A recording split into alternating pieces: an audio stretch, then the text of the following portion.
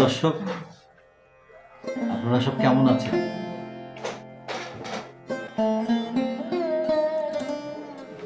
নিশ্চয়ই ভালো আছেন।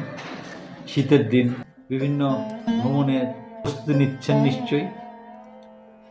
ভালো, আমার শুভকামনা আছে আপনাদের সাথে। আর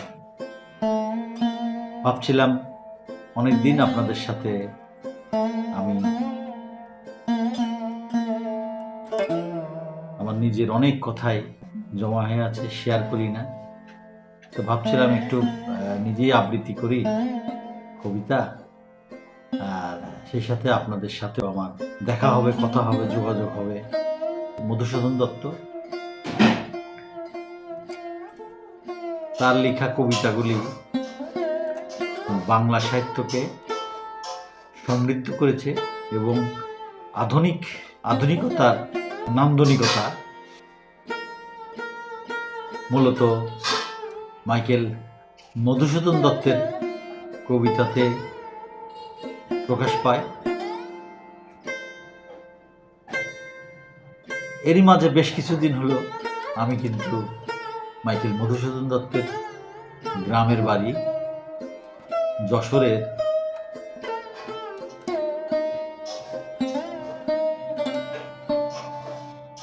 সাগরদাড়ি গ্রামে ঘুরে আসছি এবং সেই সংক্রান্ত একটি ভিডিও করেছি। কপোতাক্ষ নদ, মাইকেল মধুসূদন দত্তের সাগরদাড়ি গ্রাম এবং তার বসতবাড়ি, তার স্মৃতি বিজড়িত বেশ কিছু বিষয় আমি আপনাদের সামনে তুলে ধরার চেষ্টা করেছি। আপনারা অনেকেই দেখেছেন, অনেকেই লাইক কমেন্ট করেছেন।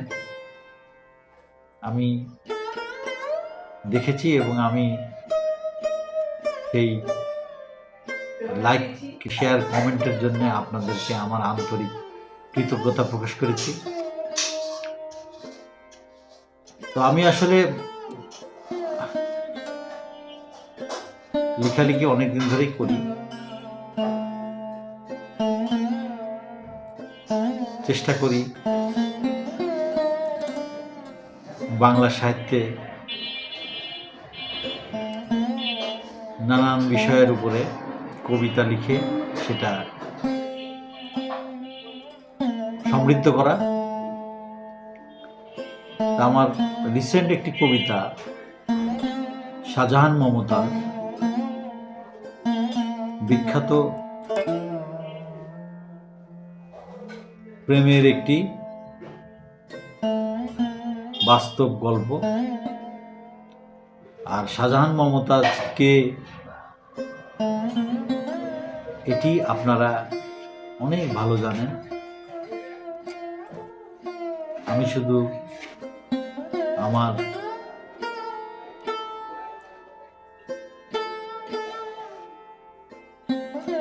মনোভাব কবিতায় প্রকাশ করেছি।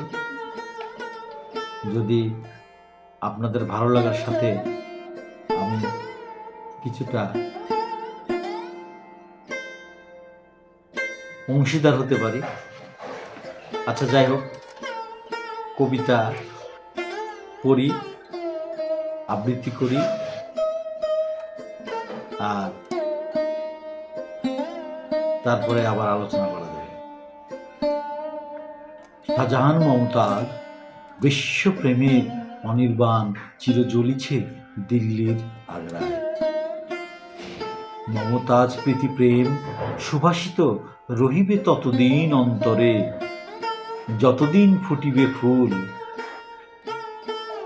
বহিবে জল চির অন্তহীন সাগর মহাসাগরে, বাজিবে প্রেমের গীতি সৃষ্টির সুন্দরে, ভালোবাসা অমর তাজমহল জলে, শাহজাহান কাঁদিবে চিরভুবনে।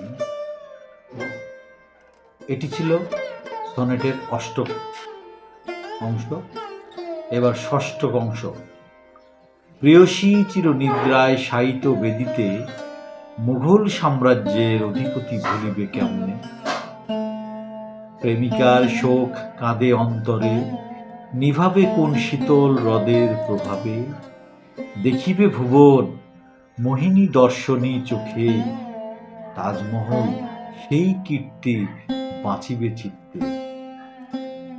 প্রিয় দর্শক, চেষ্টা করলাম আপনাদের মতো করে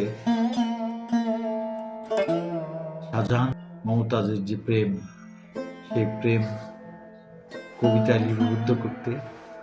কতটুকু হয়েছে, কতটুকু সফল হয়েছে, কতটুকু ভালো হয়েছে, তার উত্তর আপনারা দেবেন আশা করি। আমি সেই অপেক্ষায় রইলাম।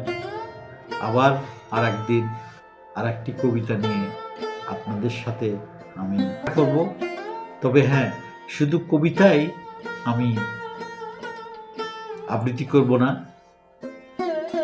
আরও অনেক বিষয় নিয়ে আমার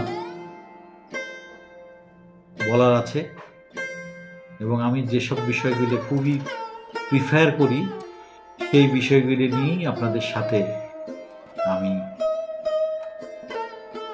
আড্ডা দেব।